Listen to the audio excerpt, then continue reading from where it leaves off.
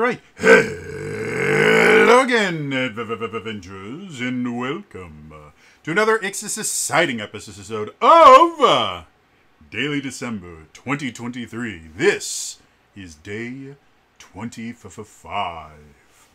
So, today, as is tradition, I am going to show off the stuff that I got for Christmas. So, nothing really fancy. I will say, you may notice a theme, and I can neither confirm nor deny it's because I'm relatively simple to buy presents for. But I will say, the first thing I'm going to show you guys, I actually asked for, and the rest just showed up under the Christmas tree. So, and I was happy with all of it. Very, very, extremely happy. But my, my family knows me. So, let's start it off with the first thing I got. This is the Heroes Feast Flavors of the Multiverse D&D Cookbook. As soon as I saw that this was the thing, I wanted it. I think I've mentioned this before. I'm trying to use cooking, because I used to really enjoy cooking. I'm trying to use cooking as a way to deal with some of my agoraphobia. Because right now, my agoraphobia is so bad that I can't leave the basement. It's not just I can't go outside or anything like that. I cannot leave my room, which is the basement. And it's, compared to the room that I used to live in, this is incredibly spacious. Basically, half of the basement is completely finished, and it looks like this. And the other half is partially finished. So, and I live in the completely finished one, and then like my bathroom is partially finished, and then the area that has like I have a freezer down here to keep like frozen food, so I don't have to go upstairs to get food to eat. And I have a little mini fridge to keep my my Ensure shakes, because a lot of times I just can't eat because my brain doesn't like me. But anyway, so I go above ground effectively, maybe like 20 or 30 minutes a week. And that's mostly just to get stuff that my brother buys for me, like my water and the various food that I could keep down here. My brother gets that for me, and then every so often, if I order food, I'll have to come up and get it. But aside from that, I spend my entirety of my life just underground, and have for 2.5 years now. So what I've been trying to do is find ways to motivate myself to at least go upstairs and not freak out. Because one of the big reasons why I don't is the longer I'm out of my little safe zone, my safe area, where my brain isn't like actively punishing me for existing. It passively does that because my brain hates me. But whenever I'm not in the basement, I just start getting more and more sick. I start panicking. I start getting extremely sick to my stomach. So it's kind of, anytime I have to leave, it's kind of this little race to see if I can get the things I need to get done before I am just too exhausted from everything to function anymore. So by having things like cooking and stuff like that, I can motivate myself to go out and be out of my room a little bit more often. And so I asked my brother for this because I want to see if I can use this as a way to probably not completely cure, quote unquote, or completely deal with my agoraphobia, or my panic disorder with agoraphobia, but just a way to slightly make me more functional. Because, yeah, the inability of me to go upstairs for long periods of time, where the majority of the house is upstairs, is not a healthy thing for me. So, this should be fun. And I've looked through a couple of the recipes. They look interesting. I mean, when you look at the book is gorgeous. And I'm certain that cooking food from Ravenloft is not going to be a bad idea in any way, shape, or form. So, yeah. This definitely would not be... that's definitely not going to blow up on my face. But it's really pretty. It's a thick cookbook, too. I was impressed. But yeah, I'm happy about this. So, moving on. Oh, my little link dude's still down there. The next thing that I got, and this is where the theme starts happening. This is the entirety of Mighty Morphin Power Rangers, including Mighty Morphin Alien Rangers, you can see right there, on DVD. So I have every episode of the first 3 seasons of Power Rangers on DVD now. I'm very happy about that. For those of you guys that haven't figured out, based on my massive shelf back there, and then the Power Rangers RPG, and the fact that last December I did a Power Rangers RPG mini campaign, I am kind of a fan of Power Rangers, and have been since I was very young. I stopped for like 10 or 15 years because I was told that, you know, adults are not allowed to be into that stuff, and teenagers are not allowed to enjoy Power Rangers. And then I became an adult and found out that I could enjoy anything that I want, and I got really back into Power Rangers, and I love it. And so this is very, very cool. But it's not the only thing. The other thing I got, and I gotta move these because they're in the wrong order. I got the Power Rangers deck building game. This is, I believe, this is Renegade. So the people that make the Essence 20 system, before they started making Essence to the 20, they were a board game manufacturer, and they still are. They have a ton of board games that they put out. One of them is this deck building game, because again they got the license. They got the license for Power Rangers, G.I. Joe, and Transformers, and My Little Ponies. So, due to the fact that they already had the license, they were going to make as many different aspects of those as there are. So there is a more kind of traditional board game called, I think it's called Heroes of the Grid, which I would love to get, but it's really expensive. Renegade, if you ever want to give me something, I want that. But then they also have a deck building game. And if you're unfamiliar with what a deck building game is, you basically start off with a small deck of cards that basically just will generate resources for you in some way, shape, or form. And then you use the resources, like you pick a hand of 5, and then on your turn, you play the cards, and they generate resources, and you use those resources to buy better cards. And then those go into your discard pile, and the cards that you just used go into your discard pile. And you go through your deck, and once the deck, you've used all the cards, you shuffle your discard pile, and you draw more. And so basically every time you shuffle your deck, if you are constantly buying more cards, every time you shuffle your deck, you have a better deck with things that will give you more resources, things that will let you do special things, make attacks, stuff like that. And Heroes of the Grid, or not Heroes of the Grid, the Power Rangers deck building game, I actually really like the mechanics of it, because it does kind of get all the aspects of Power Rangers in there. So that the one thing I don't like, so there's 2 really nice die cut things in here. This is the Zord Bay, and then this is the lair for the bad guys, because the way that you play is one side is the villains and one side is the Power Rangers.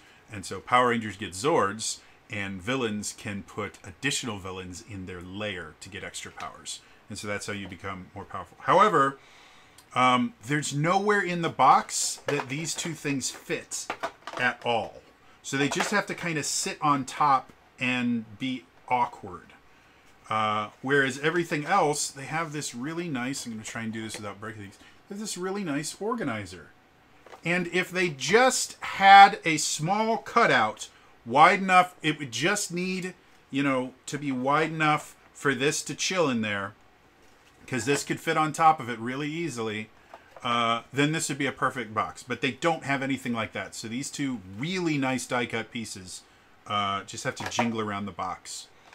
But the thing that I like the most about it, so you have technically 3 resources. You have energy crystals, or whatever they call them, and those are what you use to buy new units. And then you also have hit points. Your side, each side has a total of 30 hit points, and energy, which is what you use to to activate all your special abilities and stuff like that.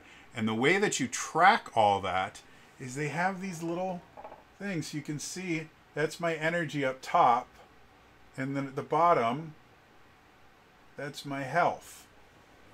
So yeah, really, really cool. I love this thing, and it's really nice, kind of high quality stuff that I didn't have to put together. So that's another thing that makes me very, very happy. And so yeah, the only issue with this game for me personally, they also give you these little turn token things. Yeah, there's a little spot for them. But the only issue that I have with this is just the fact that because I can't go upstairs, I have nobody to play it with. So, yeah, that's my only, and that's really kind of the bummer thing for me, because you can see I've got tons of board games, and I have even more that I haven't put out, because the boxes just don't look quite as pretty as those. But yeah, I've got tons of board games that I really, really enjoy, and I just don't get to play any of them. Not that my brother doesn't want to play or anything, but he's got his own stuff to deal with and that. So, yeah, and then again, the whole thing that I can't go upstairs long enough to play a board game without getting massively sick. So, that was one thing that I got. And then the second thing that I got that I actually opened first, just because that's how the presents went, is this! The Zeo expansion. So this is another thing I thought was interesting. Heroes of the Grid has 1.5 billion expansions.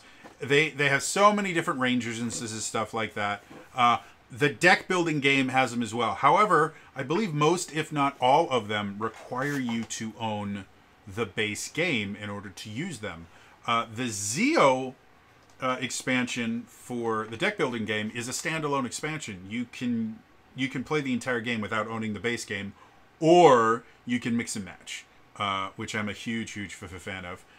And if you guys wanted to see, so this is what everything looks like when it's still in its little cardboard sleeve thing. So that's the token counters, and then they have their own Zord Bay and their own thing of villains for the Zeo Rangers, and it's really cool, and I like it. And you can see, like, these are the...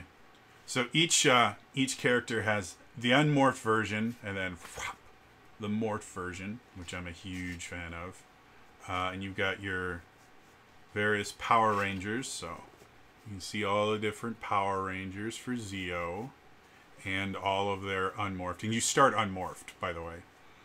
And then the evil guys, which I find interesting. Like for the Machine Empire, King Mondo is dangerous, and then King Mondo and Queen Machina are the two big ones, and then Clank is basically their little kind of servant, very similar to kind of what Babu did, or Babu and I can't remember the other dude's name.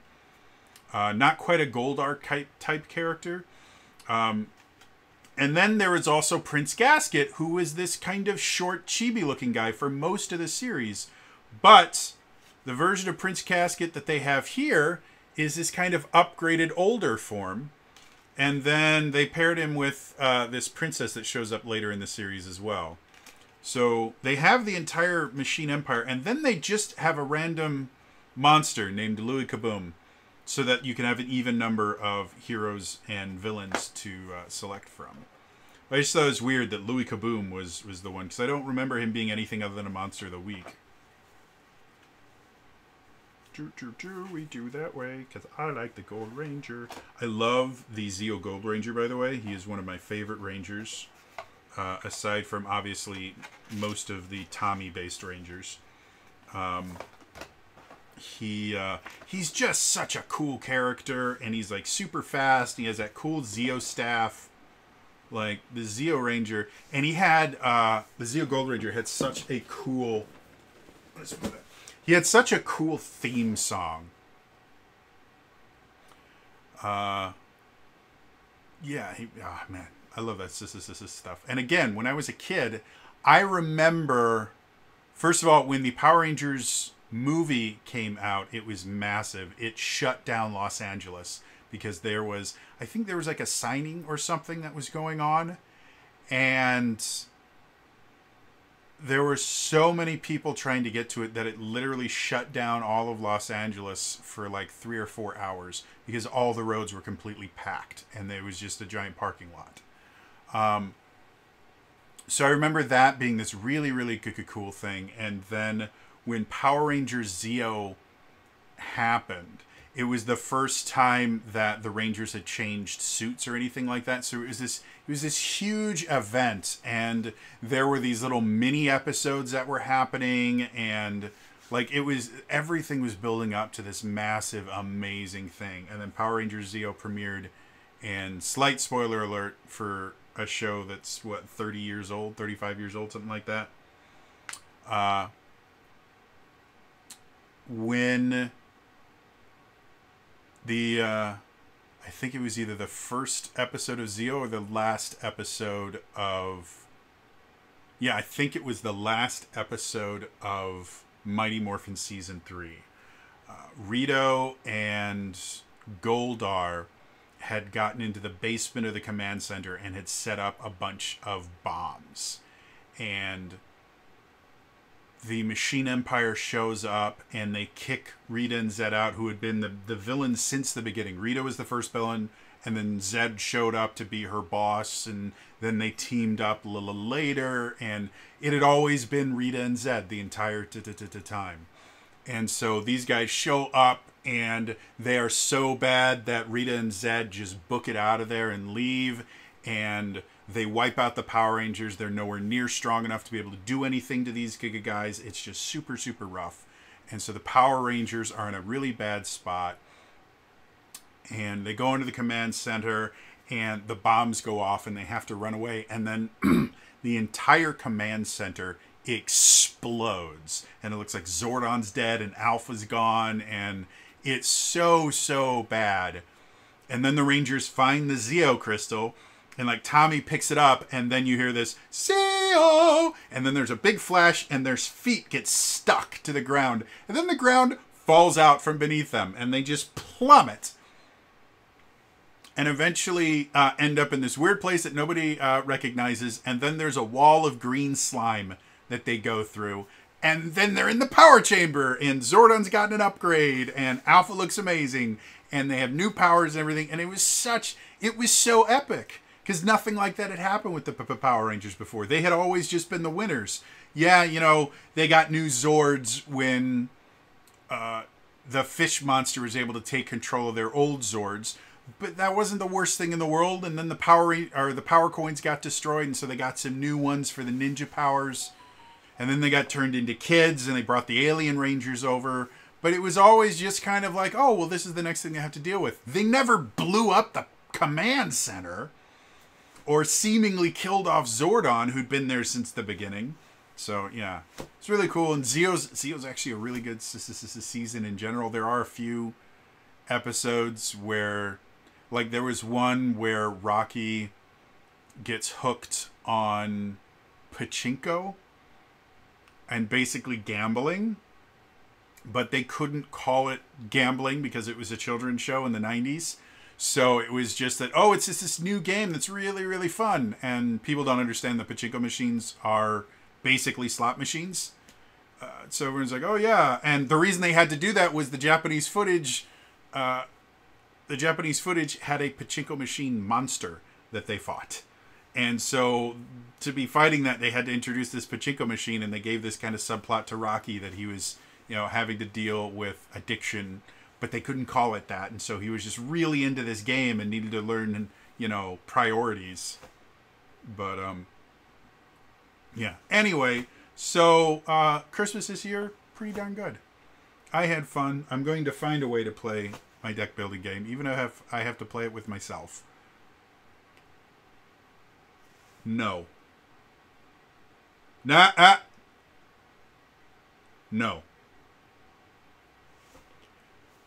So anyway, yeah. But anyway, that's all for today. Nothing, too fancy.